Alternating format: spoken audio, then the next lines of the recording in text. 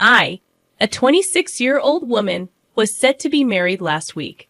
However, the wedding didn't take place because I made the decision to run away the night before the ceremony. I had been engaged to my 26-year-old boyfriend for 6 months, and we had been in a relationship for 3 years. We'd also shared 2 children, twin boys who were now 1 year old. The arrival of our unexpected twins had initially caused tension, as my boyfriend was against having kids at that time. Despite his reluctance, I insisted on keeping the babies and gave him the option to leave without demanding child support. I believed in my ability to raise my children independently due to my strong maternal instinct. Over time, my boyfriend came around, supporting me throughout the pregnancy and proving to be a good father after the twins were born.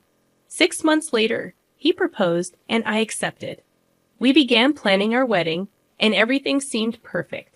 My parents were thrilled, as they liked my now ex-boyfriend. However, the night before the wedding, a phone call changed everything. We were following the tradition of staying in separate places, and after a heartfelt conversation, he forgot to hang up the call. I remained on the line out of curiosity and overheard a conversation between him and his father, revealing a side of him that made me question our 3-year relationship and the impending marriage. I decided to eavesdrop on their conversation, motivated by my ex-boyfriend's dejected and distant tone when confirming to his dad that he was talking to me. Something felt off, and the subsequent exchange still echoes in my mind a week later. His dad questioned whether my ex still felt the same way as he did 2 days ago, and my ex affirmed. His mother joined the conversation, insisting that regardless of his feelings, he needed to go through with the wedding. This sparked a heated response from my boyfriend, asserting his autonomy and refusing to be pushed around. His dad, however, made a weighty proposition, stating that while they couldn't force him to marry someone he didn't love, they could cut him out of their will. His mother, in turn, lectured him about responsibility, emphasizing that as a father, he needed to grow up and commit. She argued that if he was ready for kids, he should be ready for marriage. My ex expressed his frustration, feeling coerced into marrying me despite not feeling ready, solely to avoid being disinherited. He lamented about the lack of consideration for his readiness for milestones in his life, feeling unfairly pressured into situations he wasn't prepared for. In his complaints, he stormed out, leaving his phone behind. His parents continued to discuss his perceived irresponsibility, prompting me to end the call. Stunned and unsure of what to do, I realized that my boyfriend had agreed to marry me under the threat of disinheritance, a revelation that shook me on the eve of our supposed wedding day. I couldn't fathom the situation for the next couple of minutes. None of his recent behavior had hinted at his unpreparedness. Yes, we had our initial argument when I discovered my pregnancy, but since then, he had been a devoted boyfriend and father. His true feelings were hidden behind a remarkable acting facade. Once I gathered myself, I made a swift decision to escape.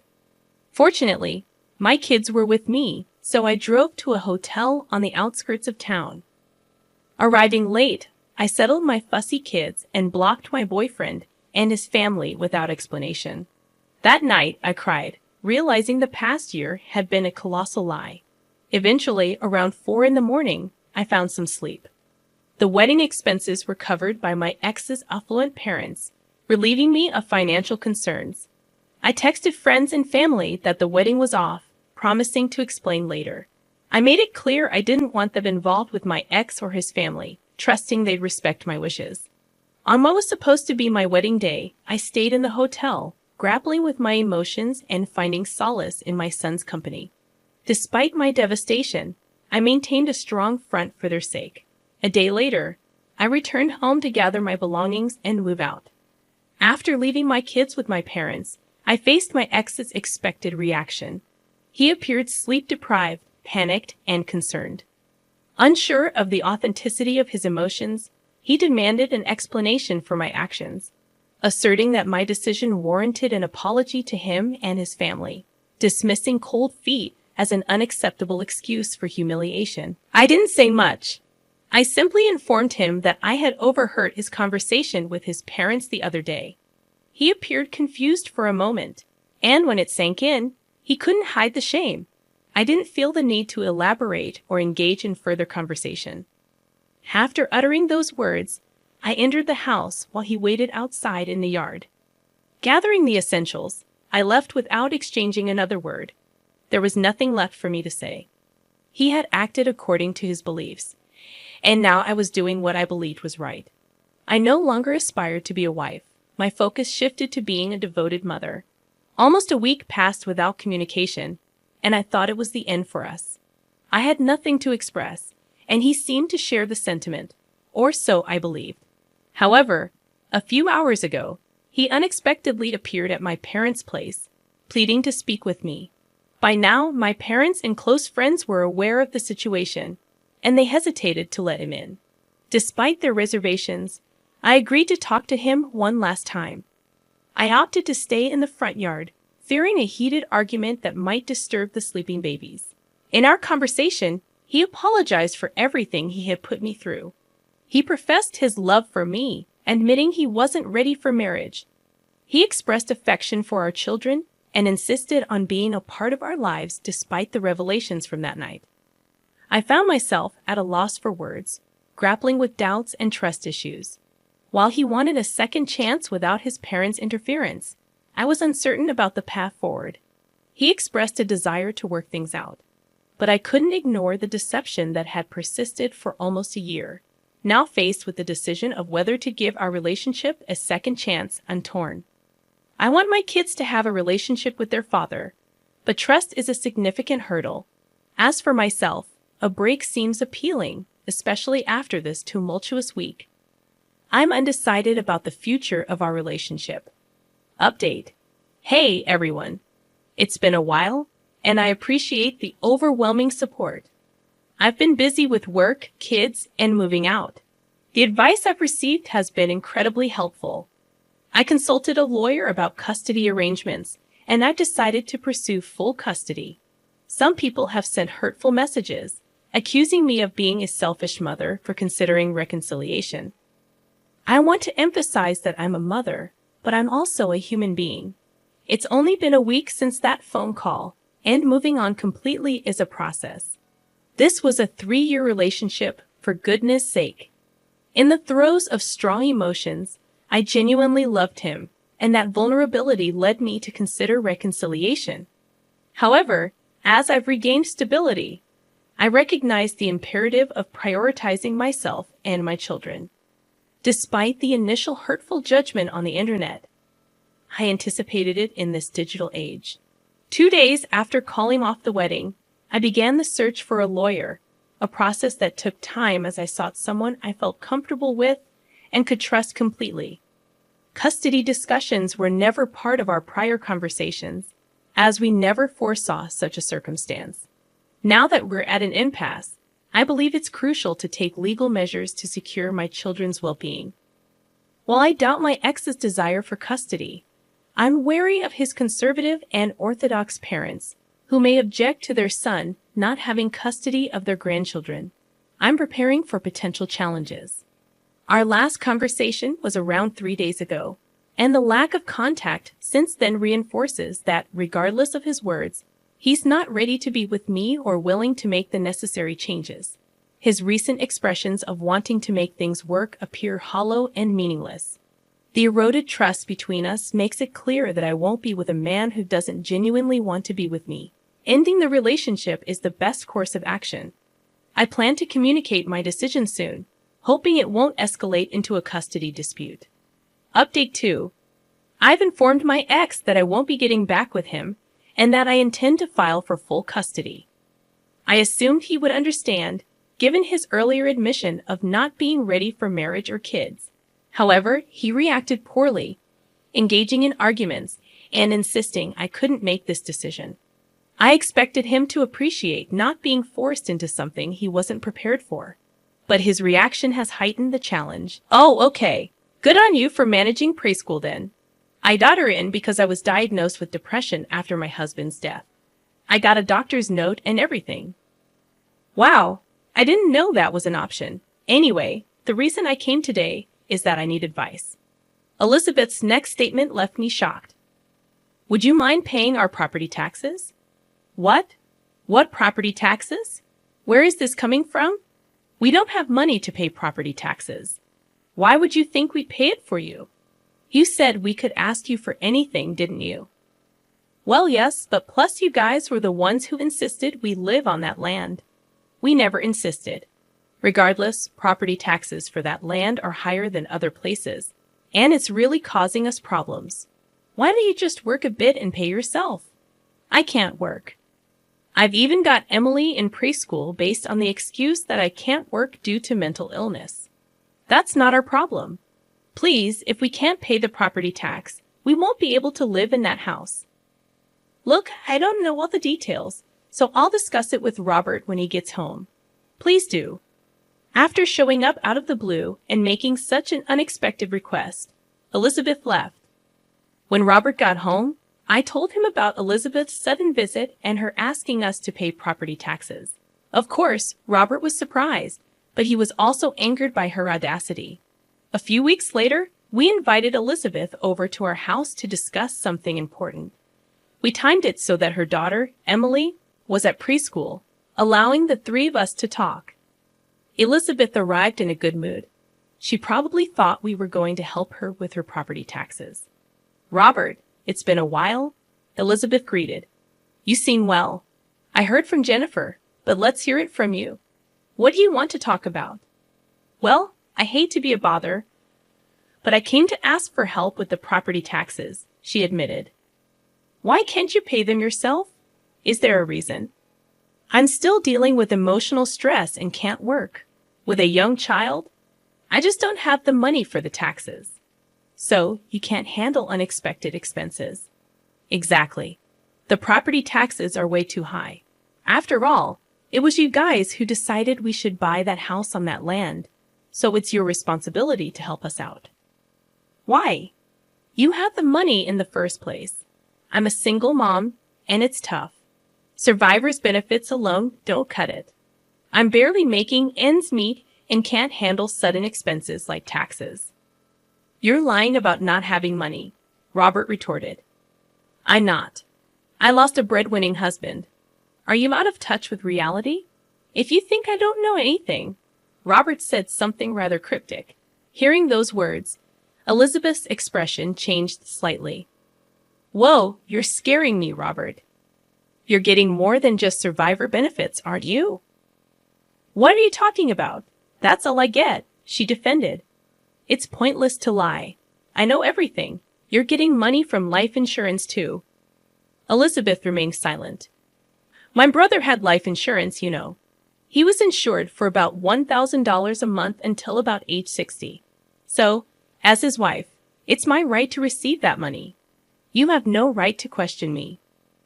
But you do get a good amount of money every month with survivor's benefits and the insurance money, don't you? It's still not enough for everyday living. We have a mortgage. You've paid off the mortgage, haven't you? Don't you also get various other forms of assistance? How do you know all this? My brother consulted with me about everything, especially financial matters. So, I know it all. I see. But like I said before, I'm his wife, and Emily is his daughter. How we use that money is none of your business. Fair point. But since money is coming in, you should manage it properly and pay your own taxes. Robert, you work for a big corporation, and you're rich. Why can't you just help us out a little? You're being too stingy. Elizabeth still seemed unconvinced, listening to this conversation. I finally understood why Elizabeth, even after losing her husband, continued to live lavishly without working. I couldn't complain. Money was something her late husband left for her. But Robert wasn't done talking, and that's when I learned an unbelievable fact.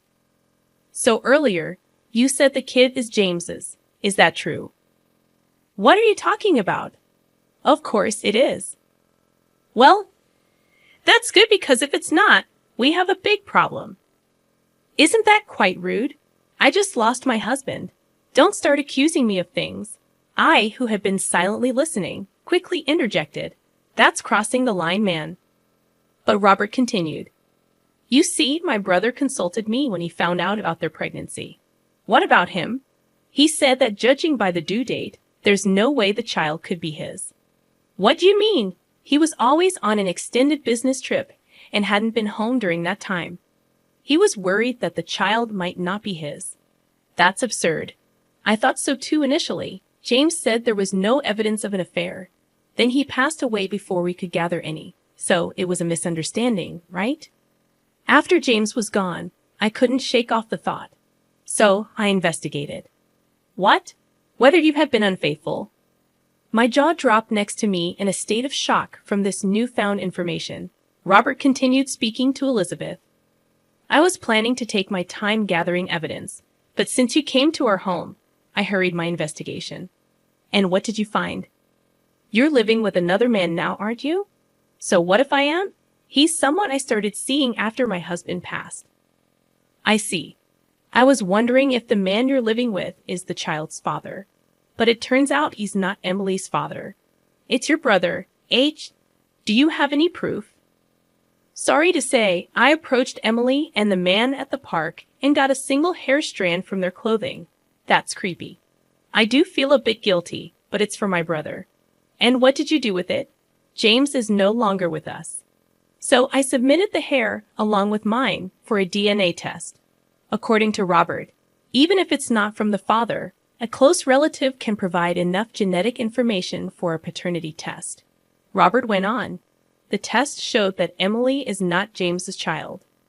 Elizabeth looked down, unable to speak. Then she finally spoke, almost in a whisper. So what does that mean? It's heartbreaking for James. Speaking ill of the dead accomplishes nothing, maybe. But since my brother can't find justice, I plan to file a lawsuit against you and your lover for damages. What are you talking about? We're getting married soon. Oh, really? Well, that makes things easier. Since the house is already paid off, you should just sell it. Then you can use that money to pay for both your compensations. Why should I? If you can afford the compensation, you're welcome to stay. But your fiancé doesn't work right. How do you know that? You can get by without working now, but that changes when you're married. It's none of your business. The conversation was far from over, and an angry Elizabeth tried to leave. Robert spoke up. I'll handle the property taxes for you. I'll also start the process for selling the house. Angry, Elizabeth stormed off and eventually sold the house, just as Robert suggested. The house sold quickly due to its desirable location and being relatively new. Elizabeth paid the compensation with the money from the sale. Apparently, Elizabeth and her man got married. But because of that, she would no longer receive the survivor's benefits she had been getting due to her husband's passing. Ignorant Elizabeth had no clue about this. She bought a cheap used house with the money from the sale. No longer a single mom, her financial aid dried up, as did the survivor's benefits. Both Elizabeth and her new husband had to start working. Elizabeth, once a spender on fashion and beauty, marked the start of a tougher life. Her husband couldn't keep a job, and the marriage soon fell apart. Elizabeth was back to being a single mom, but now with no financial aid coming in, she had to work desperately to make ends meet. For us, the storm has passed, and our peaceful days have returned. We were even blessed with a child we had longed for. I can't wait to meet the child that I will have with my beloved Robert. We will give our child the middle name of my late brother-in-law, ensuring that his memory will always be with us. In my second update, I confronted my ex, expressing my decision not to reconcile and notifying him of my intention to file for full custody. I anticipated he would understand, considering his previous admission of not being ready for marriage or kids. I believed he should have felt grateful that I wasn't pushing him into an unprepared role. However, he reacted poorly, engaging in arguments and insisting I couldn't do this to him. He suggested that breaking up was acceptable, but taking his kids away wasn't. This argument might have made sense in a typical relationship, but our circumstances were far from ordinary. As you already know, my ex had initially opposed having kids, and until a week ago, he wasn't ready to be a father. Suddenly, he was fiercely fighting for custody, raising suspicions of external influence, likely from his controlling parents. During our argument at a restaurant, I attempted to calm him down, embarrassed by the scene he was causing. In an effort to avoid a protracted custody battle that I couldn't afford financially or energetically, I sought a rational conversation.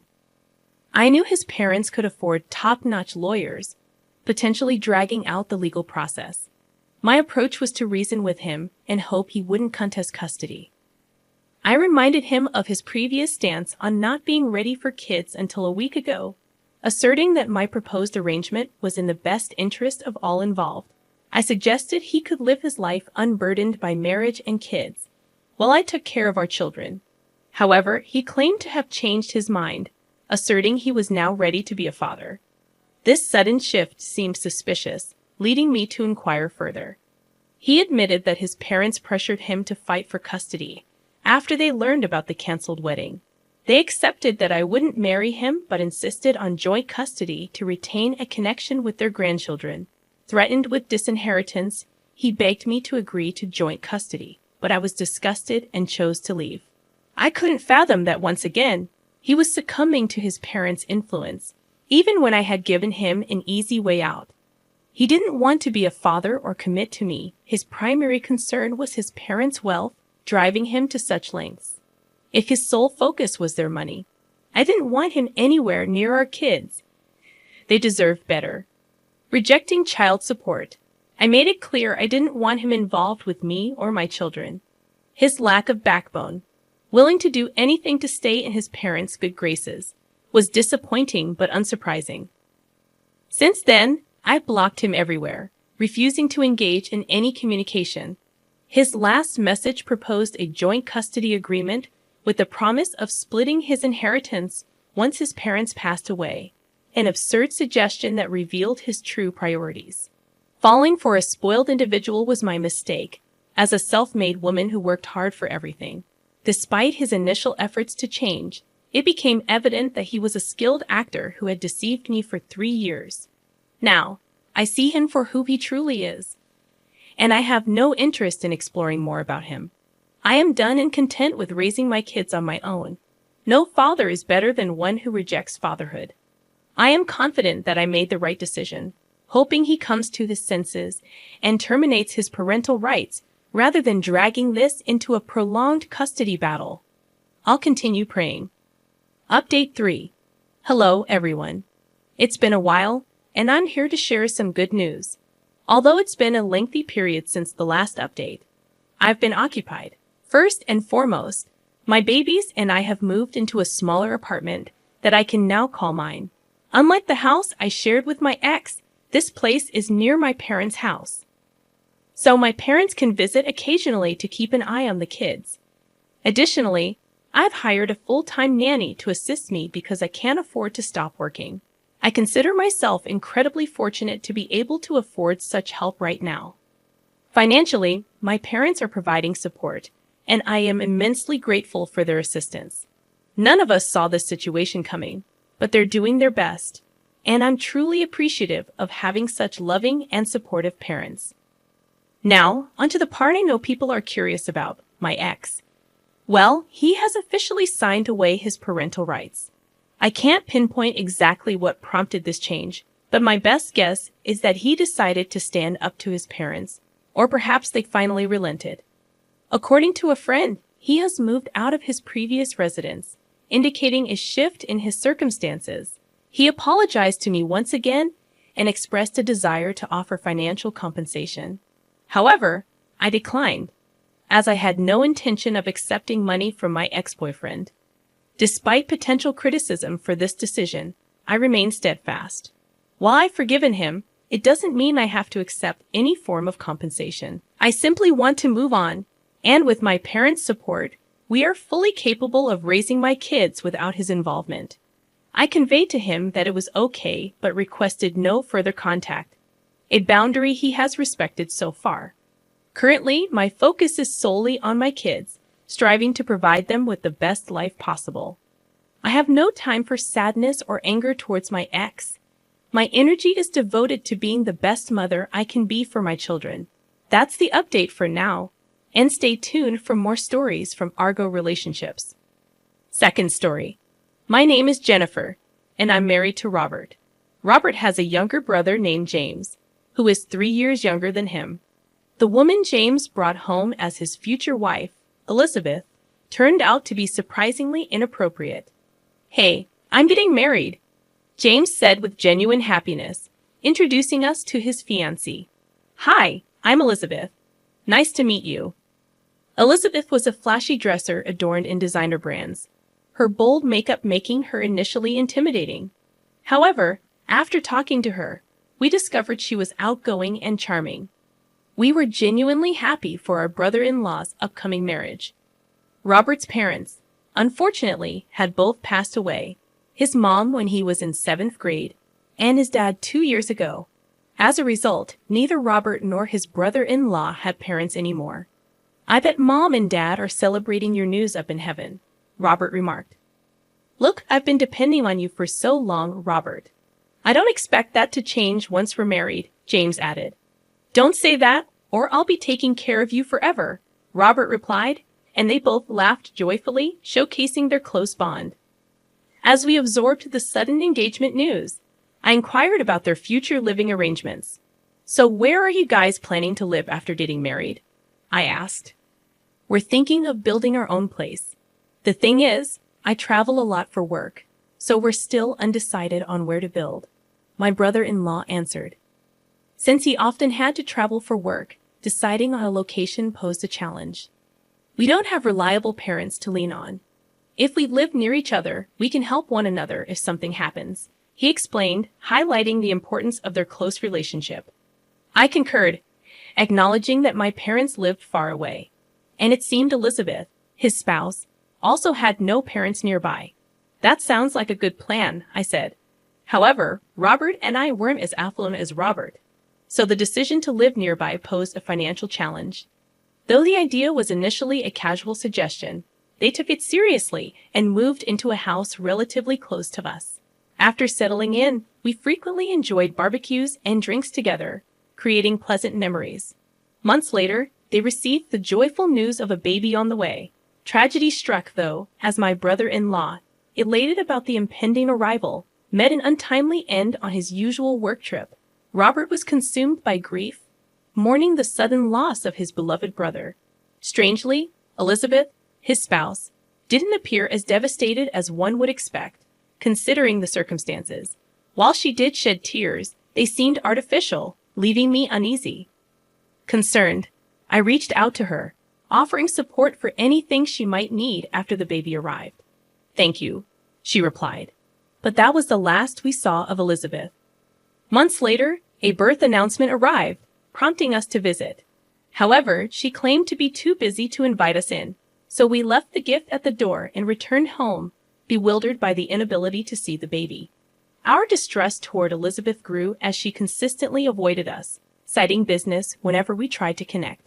A year passed since my brother-in-law's death when, out of the blue, Elizabeth showed up at our house. "It's been a while, Jennifer. Long time no see. How have you been?" she greeted. Confused, I inquired about the sudden visit.